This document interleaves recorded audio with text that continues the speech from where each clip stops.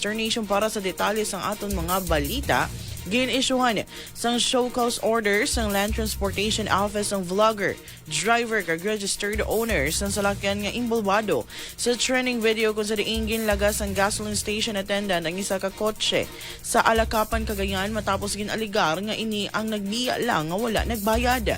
Sunod sa LTO ang na-record sang video ang sakay sa salakyan sa oras ng insidente kag ginaligar nga ginpabayan o kung ginmandoan ang driver nga magapadayon sa pagpamaneho samtang ginalagas sang attendant apisar sang tuman kainit.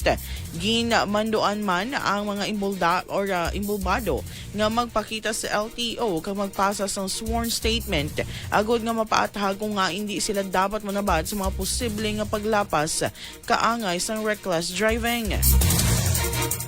Samtang gimanduan man ang driver nga surrender ang iyang nga lisensya kag ipaidalom ini sa 90 ka adlaw nga preventive suspension samtang ginapaidalom naman sa alarm status ang salakyan.